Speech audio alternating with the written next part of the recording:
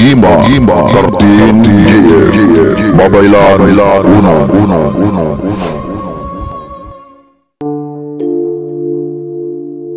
Kumusta mga kagimat? Welcome back sa aking channel.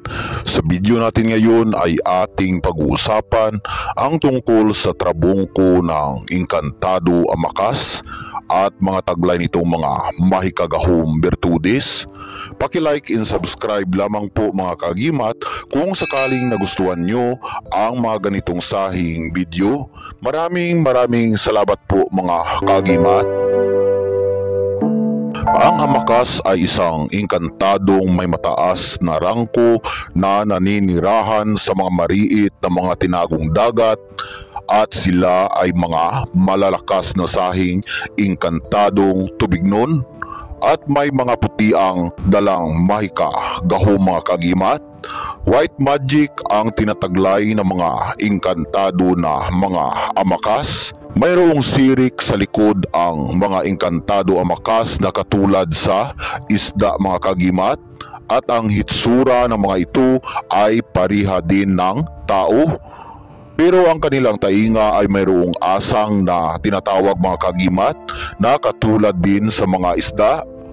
Kumpleto din ang kanilang kamay at paa at hindi sila katulad sa mga engkantong tubignon na kataw o sirena na ang paa nila ay katulad ng isang isda. Pero paano ba namin nalaman na ang ganitong engkantado ay Amakas ang kanyang pangalan o tawag?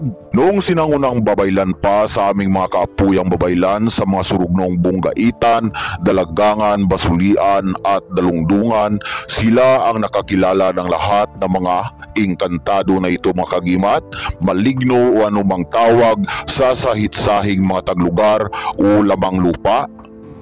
Dahil sa nakasulat ito sa sikritong mahiwagang librita, di Encantados Mayka ang tagsang pangalan.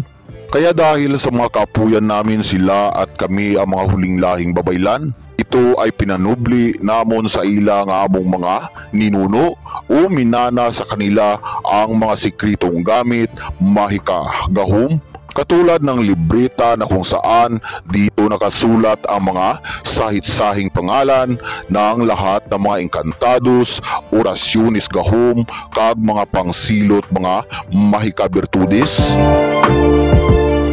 Ang mga engkantado Amakas mga kaagimat dahil sa puti ang kanilang may kagahom na taglay, birtudes, sila ay mga mababait, tumutulong sa aurang tao na may mabuti ding tagipusoon o mabuting kalooban na nakabagay bigyan ng mga sikrito nilang mga birtudes katulad ng trabungko.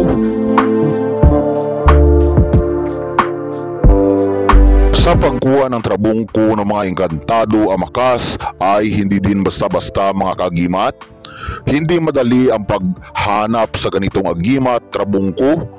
Dahil kapag hanapin mo ito ng hanapin na hindi bugna o ipagkaloob para sa iyong aura, ito ay hindi mo makikita. Pero kapag bugna at maipa-aura ito ng iyong tagapagubay at mga surog hinuptanan, ito ay kusang ipapasinyal o ipakita sa iyong aura. Aming mga babaylan uno mga kagimat, kusang pinagkaloob ng mga engkantado Amakas ito at hindi sa pilitang kinuha, kaya malakas ang taglay nitong mahikagahong bertudes. Sa trabungko ng engkantado Amakas ay may maraming sahit-sahing mahikagahong bertudes na tinataglay. At isa na nga dito mga kagimat ang matibay na proteksyon at depensa pangkalahatan patuloy sa ating katawan, pisikal kag spiritual mga kagimat. May kagahom na swerte sa negosyo, swerte sa trabaho at nagpapataas ng rangko sa trabaho mga kagimat. Basta ikaw ay may mabuting aura, ikaw ay kanyang bigyan ng mga himalang kapangyarihan, gahom bertudes. At kusang ipatalab o gumagana ito sa pinagnang panahon at oras at babalalang mga kagimat, huwag sa pilitang madaliin ang mga hiling o ninanais dahil may mga tagna oras at panahon na ang mahika o kapangyarihan ng isang sangkap ay kusang magpapatalab patuloy sa aura ng may tangan sa isang agimat. May mabisang bertudis sa pampasuko ng kalaban, pampasuko, pampaduko ng mga aura na may matitigas na kalooban.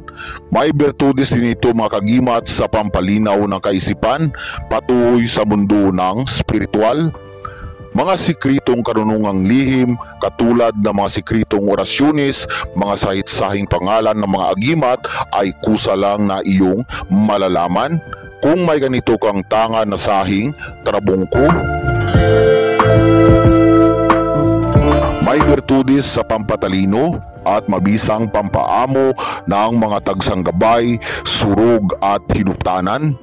Nagpapaliwas din ito ng mga hindi inasahang mga panganib at mga sakuna, proteksyon sa pag-travel mga kagimat, at may marami pa itong mga abilidad ng mga sikrito at mismong ipapalam ito sa kung sino ang may tangan sa kanya mga kagimat.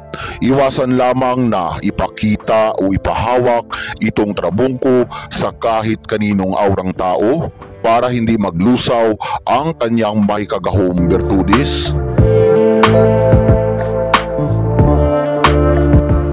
Ang trabungko na ito mga kagimat ay walang bawal. Kahit saan o kahit sa may simenteryo ay pwede ito madala mga kagimat.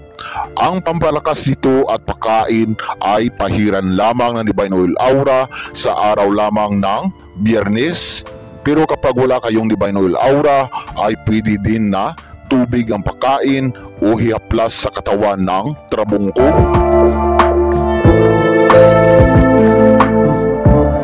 Sa pagtatapos ng ating video ay muli po akong nagpapasalamat sa inyong mga kagimat. Naway pagpalain tayong lahat ng mga putiang aura at mabubuti ng ating dakilang Diyos makapangyarihan. Ilayo sa mga sakit, iliwas sa mga hindi inaasahang mga panganib, at likupin ng kabanal-banalang bertudis niyang gahom at ibuhos ang swerteng bugna.